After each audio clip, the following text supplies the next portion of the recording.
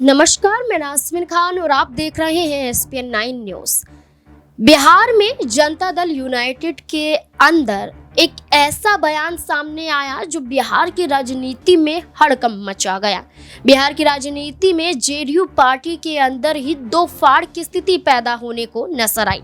दरअसल भारतीय जनता पार्टी भी जनता दल यूनाइटेड के फैसलों के खिलाफ देखने को मिले। आपको बता दें कि जनता दल यूनाइटेड के मंत्री अशोक चौधरी का एक बड़ा बयान आता है कि लोकसभा चुनाव में जनता दल यूनाइटेड की तरफ से जहानाबाद लोकसभा सीट पर अति पिछड़ा को टिकट दे दिया गया और भूमिहार को टिकट नहीं दिया गया।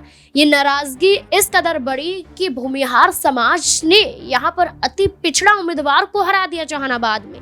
ये बयान सामने आते ही विवाद शुरू हो गया। अशोक चौधरी पर सवाल खड़े होने लगे कि ये भूमिहार समाज पर आरोप लगा रहे हैं, भूमिहार समाज का अपमान कर रहे हैं।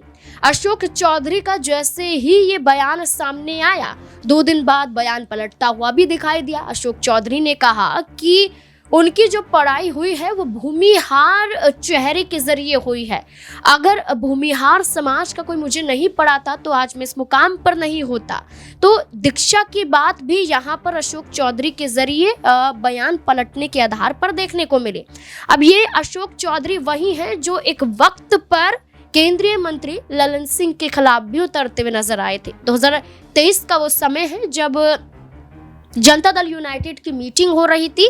मीटिंग के दौरान ललन सिंह द्वारा लिया गया एक फैसला अशोक चौधरी को पसंद नहीं आया और दोनों के बीच में तीखी बहस देखने को मिली, जिसके बाद अशोक चौधरी बीच बैठक में उठकर चले गए। जिसके बाद कुछ दिनों के अंदर ही अशोक चौधरी ने अपना बयान भी पलटा और कहते हुए नजर आए कि ललन सिंह अगर मुझे राइट जाने के लिए कहेंगे तो मैं राइट जाऊंगा, मुझे लेफ्ट जाने के लिए कहेंगे तो मैं लेफ्ट जाऊंगा, यानी कि मैं उनके कदमों पर चलूंगा।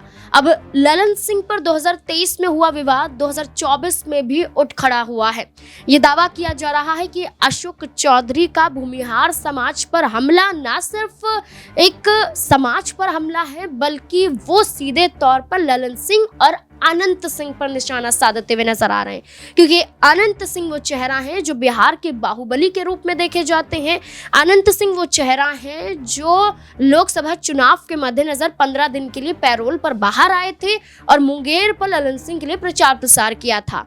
तो ये दबाव बनाने की कोशिश की जा रही है कि ललन सिंह को जिताया तो जेडीयू पार्टी ने अनंत सिंह को बाहर किया। अशोक चौधरी का ये बयान कहीं ना कहीं ललन सिंह पर दर्शाया गया, लेकिन भारतीय जनता पार्टी ने अशोक चौधरी के इस बयान से किनारा किया। उन पर ही आरोप लगाए गए, जेडीयू पार्टी से भी आरोप लगाए गए। ललन सिंह ने भी ये कहा कि ये पलटू राम है, ये झूठ बोलते हैं और अपनी ही बातों से पलट जाते हैं।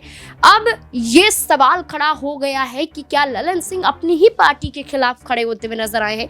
अशोक चौधरी का ये बयान क्या भूमिहार समाज पर था या अपनी ही पार्टी के नेताओं पर था? क्या लगता है आपको? क्या है आपकी राय इस मुद्दे को लेकर? अपनी राय कमेंट सेक्शन में जरूर दें। देखते रहें एसपीएन 9 न्यूज। धन्यवाद।